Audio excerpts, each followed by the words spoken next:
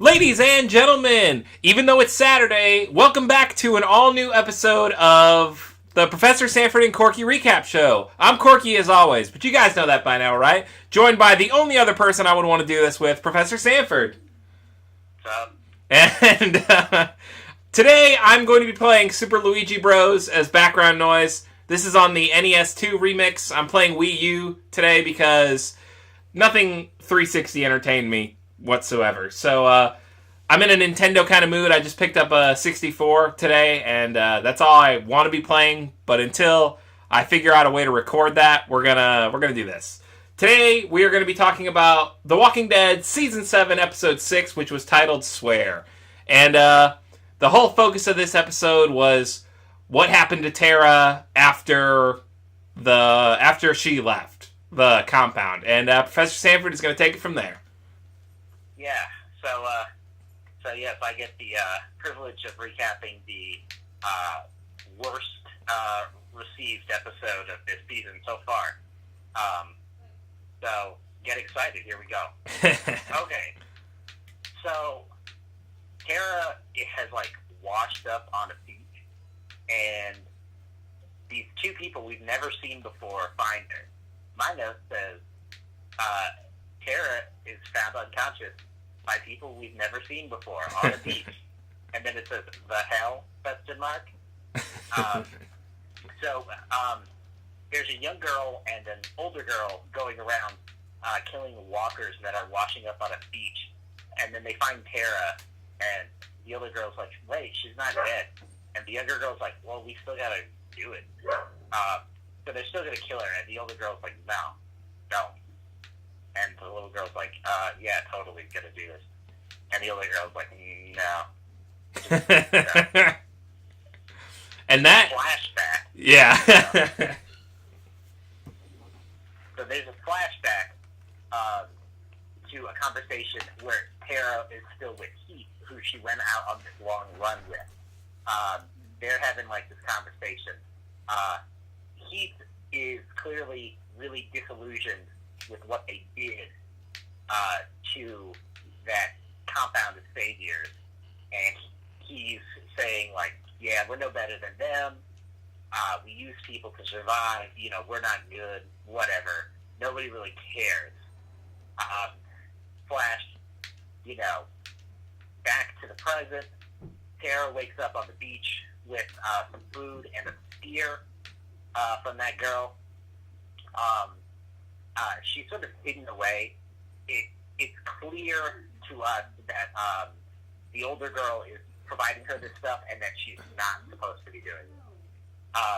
So Tara just walks away and stumbles onto this compound.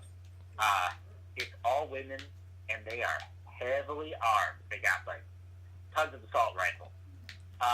Yeah, to the T, and not just assault rifles, but they also have traps and little signals and warning areas set up throughout this whole place that Tara's pretty much avoiding. Yeah, they have the bell systems throughout the woods. They're legit. They know what they're doing. So they hear Tara and they chase after her. One of them runs into her, and she has a shotgun, but Tara is able to get the drop on her and hits her in the face, steals the gun. But of course, it's Tara. It's not one of these crazy superhuman characters like Jesus. Yeah. Michelle. So he is captured immediately. Flashback again to Heath and Tara. They're searching for supplies on a bridge. And there was it looked like a group had set up a base on a bridge. And there's an overturned truck full of sand. And they're looking for stuff, and Tara pulls something out, and the sand all topples over, and there's tons of walkers in this sand. And I'm like, oh, that's really smart thing. that you're doing. So the walkers attack them. Heath gets away. Tara is a little closer to the walkers, and she gets sort of trapped. And he, presumably, it looks like he leads Tara to die. Then we flash back to the present. The people at this place don't know what to do with Tara. They're going to kill her, but then the older girl is like, "No, you don't kill her. Like, don't do that. That's rude." That's rude. And they don't really know what to do. The leader of this place eventually they interrogate Tara, and they don't know what to do with her. Tara lies and says she's on a fishing boat, which eventually, like, you can tell right away. They spell this out for people who didn't get it later in the episode. But Tara clearly doesn't know what she's talking about. They're like, "Oh, what kind of fishing boat?" And they just say, like, random words, and she just picks one. Yeah, she picks the last one. I don't know anything about fishing, but it's clear she doesn't either. They take her out of the handcuffs later, and they take her to dinner, and they offer her a chance to join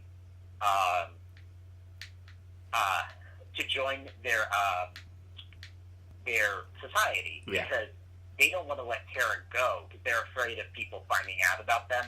They're very secretive. But Tara seemingly convinces them. She's like, "No, I gotta go. I got separated from my friend. I gotta go find my friend," which seems really weird at this point of the episode, because based on what they've shown us, it looks like he just totally abandons Tara and lets her get killed. But of course she doesn't. But so it's sort of weird at this point that she's like so insistent. But we know, of course, Tara wants to get back to Alexandria, but she has not told them about the existence of Alexandria. So they eventually agree and let her go with 2 armed guards from that community. That she'll go and find her friend and blah, blah, blah. But as they're going, they're just talking, and then they find a trapped walker, and Tara's like, "Oh, I'll get it. I'm Tara. I can do stuff." And then she gets the walker and then just bolts and runs away. Presumably the idea is she's pretty sure these armed people are going to kill her, because Cindy, the girl who was helping Tara, asks to go with her, and her grandmother, who's the leader of this place, says, "No, no, you shouldn't go. Like, bad stuff happens on the road. I don't want you to see it, blah, blah, blah." So I guess Tara was pretty sure that these people were going to just kill her. So she bolts for it. The one that Tara got the drop on earlier and stole the gun from, it's a drop on Tara this time. And Tara's like, "I won't tell anybody, like, blah, blah, blah." And the woman's like, "It doesn't matter. It doesn't matter. I'm just going to kill you. It'll be fine. Just die." Yeah. Tara gets saved for the 3rd time in like 40 minutes by Cindy, who is only, I don't know, Corey, how old would you say this girl is? Like, I can't imagine she's older than 16. Like, yeah, she's like 15, 16. And to put that in perspective, the little girl that wanted to kill everything was like 8 or 9. And it made it that much more upsetting to me that she was just like, "I want to kill her." And right. Ugh. I actually did skip this. When they're a little earlier, when Tara is leaving this community, Tara flicks that little girl off as she's leaving. Yeah, it was awesome. But so Cindy saves Tara again. Yeah. And she makes Tara swear that she'll never ever tell anyone about their settlement.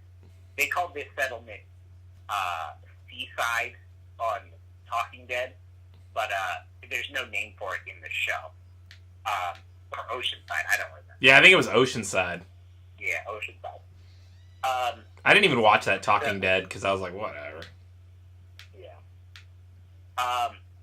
So they get back to the bridge where Tara and Heath were in the flashback, and there's walkers all throughout the bridge. And this is the only real action scene in this episode. I mean, I guess there's like little bits interspersed, but it's actually a pretty big scene in which Tara is basically running through walkers on this bridge, and Cindy has like set up with her rifle on top of a car and is like sniping them. So that was pretty good. And Tara runs, and it sort of looks like she's gonna die a few times, but no, she's totally fine. Flashback again to when Tara is struggling with the walkers that came out of the sand on the bridge. Even though in the previous scene it looked like he just like ran away, he comes back and gets on a car and starts shooting. This is one of the things about The Walking Dead. It's like he is shooting the walkers in the head from on top of a car with a pistol from like 50 feet away, which is he's just a really good shot, which is surprising because he wears dopey glasses. Yeah. And he was also from Alexandria, like originally, like the original compound, right? So the fact that he would know how to use a weapon is pretty far-fetched. Yeah, I mean, well, the thing is, we first meet Heath. It's kind of weird when he just shows up, because Heath shows up in Alexandria, and he's like wondering who everybody is, because he's part of like Alexandria's like crew that goes out to find stuff. And when I don't even remember his name now. He was Deanna's other son, Spencer's brother, who screws things up and dies on that run with Glenn, Tara, and Noah, where Noah ends up getting killed. I know who we're talking about now. He comes back and he's like, "Why are all these people dead? Like, like who are all these new people?" And he's really like not even cool with the main group being there at first. He's like, people are telling him this stuff. He's like, "Wait, I've been doing this stuff." So we at least know he is at least slightly capable. As opposed to most people from Alexandria, because he is sort of like their professional, he's like, his job in Alexandria is to go out on the run and get supplies and all that stuff. So he's at least not completely incompetent like most people from Alexandria. Like Spencer? But, yeah. He's the worst. And there's like this touching moment, but it's like feels really forced, so it doesn't actually work, where he sort of like yells something to Tara to show that like he still cares about other people, and he doesn't feel like she's a bad person, and that they're in this together, and that people can still work together. So it's sort of like the emotional payoff from the scene at the beginning where he was all upset, but it doesn't really have much payoff because it's just Tara and Heath. So who cares? But that's cool. Heath isn't a total jerk. And then so Tara makes it back to Alexandria. Before this, she turns and looks as she's leaving the bridge. She thinks she sees Heath as a walker, but no, it's just like some lady. Yeah, it's just some lady with kind of Heath's hair and complexion. Yeah, I'm like, huh? So, but Tara has no idea where Heath is. She finds like tire tracks and like a mysterious like tag. I think it said like CCC on it. I don't know. Anyway, she makes it back to Alexandria, and Eugene is at the gate because apparently nobody works the gate now but Eugene. Yeah. Because we haven't seen anybody at the gate except Eugene in the last several episodes. He's like got tears in his eyes. And then it doesn't actually show anyone explaining to Tara what happened. We just see Tara like really sad in Denise's office later, like processing Denise's death and Glenn and Abraham's death, and like the fact that they're basically slaves now. And she's talking with Rosita, and Rosita's like, we don't have to accept this. Did you see anything out there, Tara? Guns, anything, a place? You must have seen something. Like, tell me where it is. I'll go get it. We can fight back. And Tara's like, no, I didn't see that. So she refuses to give up Oceanside. So she keeps her promise to Cindy. So that's nice. But nobody liked this episode. Because it's just Tara. And that's the end of the episode. Alright. A few notes I had to add were, shit, I just had it right in front of me. There were, like, at least 3 or 4 really shitty moments with that little girl that we didn't touch on, where she was just being, like, a fucking psychopathic bitch. What else did I have? She really wants to kill a person. Yeah, like, that's... And I think... She's never done it, but she really wants to. Yeah, I think that was the thing, like, that she really wants to, and she knows she wants to, despite the fact that she's never done it, which is why Cindy was so, like, no, don't do that. Yeah. That's probably not a good idea. Yeah. Yeah, like, she's already creepy enough without having blood on her hands. But, another thing was, Tara kind of makes this, because it is all women there, when they're at dinner, and they ask Tara to join, Tara kind of makes this face like, you know, like, where are all the dudes? You know, why did you kick out all the dudes? And then they explain that the Saviors, had just, like, wiped them out, so they ran away to where they're at now. Yeah, I wanted to say that part here. This is basically the time I wanted to talk about it, because I wanted to talk about it in the analysis section. So the Oceanside colony, basically, what Corey said, all of their men and even the boys were just executed by the Saviors. And so the women, they just up and leave. And I'm like, that's really smart. That was my idea. I'm like, think about what would have happened if Rick and the rest of the group did that. They're just like, we're going to go. Daryl knows how to handle himself. He'll be fine. They would have all their guns, a lot more supplies, and, you know, they wouldn't be, you know, have the specter of, you know, Negan, like on the back of their neck all the time. These people just go. They just leave. Which, and, this leads me to believe that the reason Negan did show up early, despite the obvious fact that Negan really enjoys, like, weirdly enjoys Rick's company and, you know, just, like, torturing the shit out of Rick, this might have been one of those things where it's like, those Oceanside people bailed before the next checkup, so, like, I better make sure that shit doesn't happen again.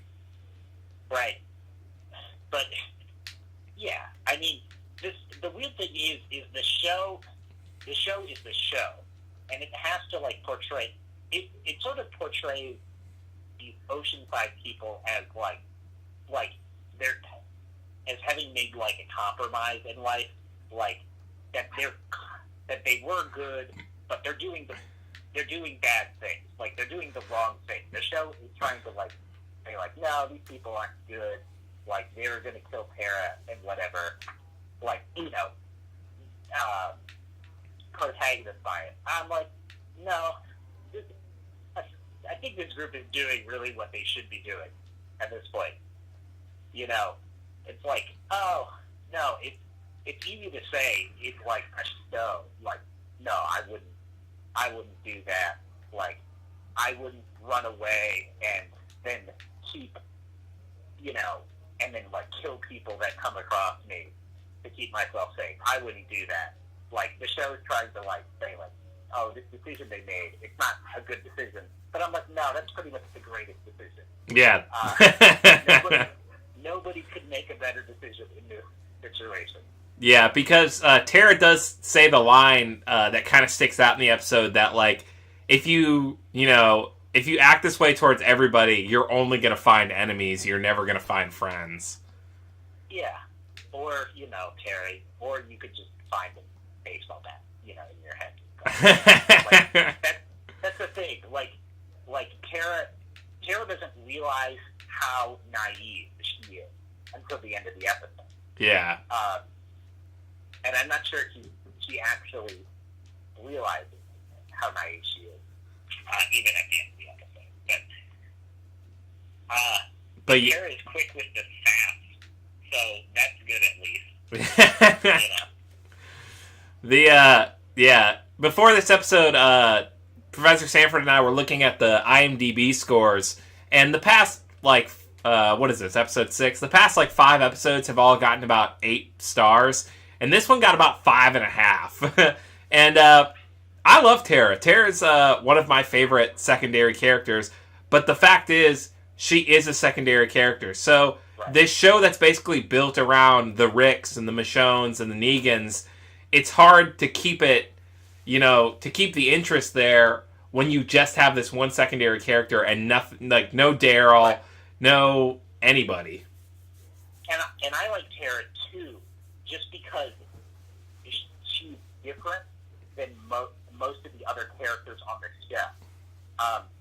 But the episode is sort of weird because Tara is thrown in to episodes for like B plot to just like have space, normally, like in other episodes.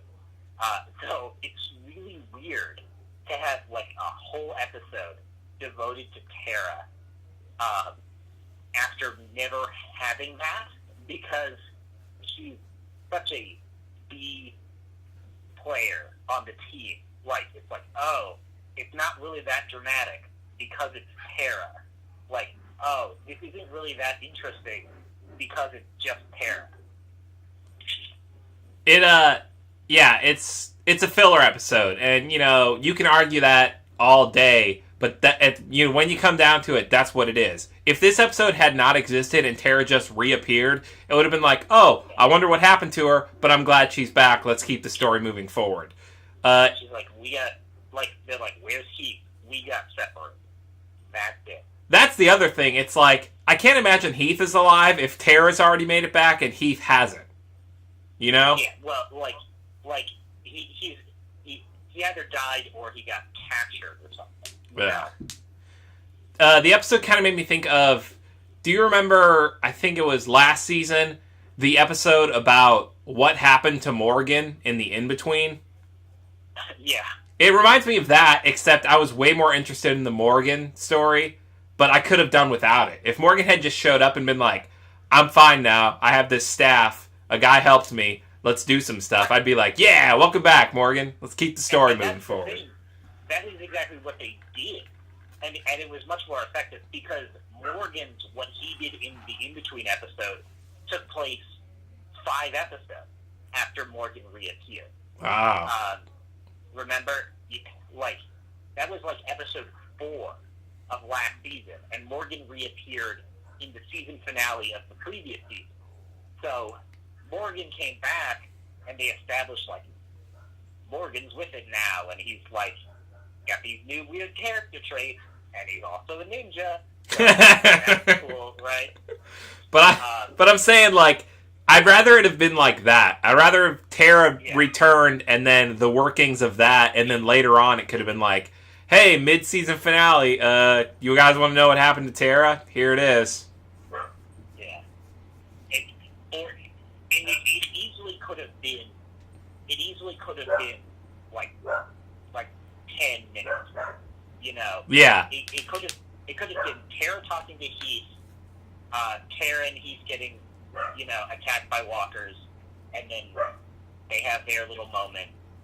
Tara waking up, this girl helping her, Tara leaving and getting saved by this girl again, and then she asked her, she's like, don't tell him about it. Do you promise? And Tara's like, yeah, totally. And then we would know eventually what happened, and it would have been 10 minutes instead of, you know, instead of a long time. The only other thing is, other than people complaining about the fact that this is essentially a filler episode, everyone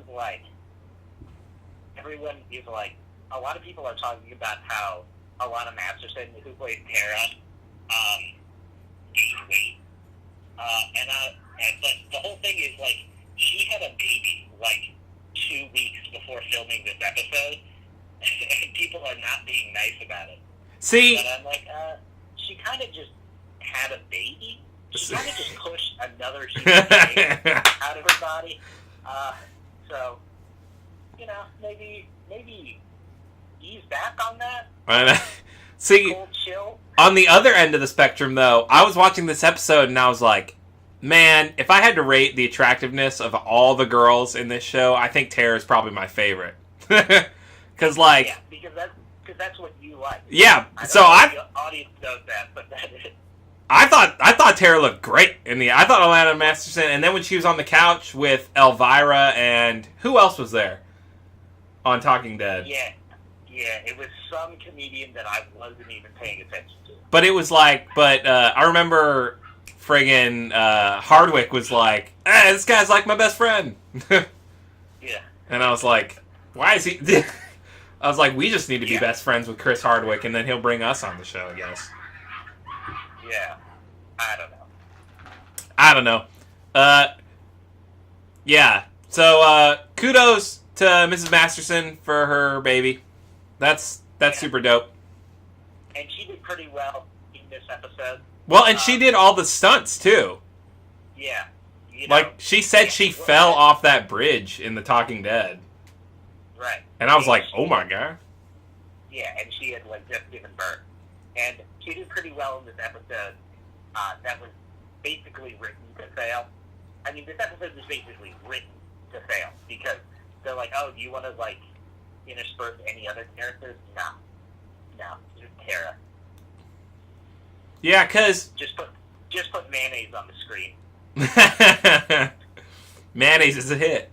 Because this could have easily been an episode that had the B story, which would have been Tara, and then the A story, like, I don't know, Daryl's sad or something, you know? Yeah. Or like, hey, let's look at some more Dwight douchebag stuff. It didn't have to be just the Tara episode. Yeah. Yeah, they could have... Yeah, or it's like, presumably, you know, we're gonna see Rosita. It's weird. It's weird. This episode ends with a conversation between Tara and Rosita, and I'm like, man, when did I start thinking of Rosita as a more major character? Because we just don't have anyone else anymore.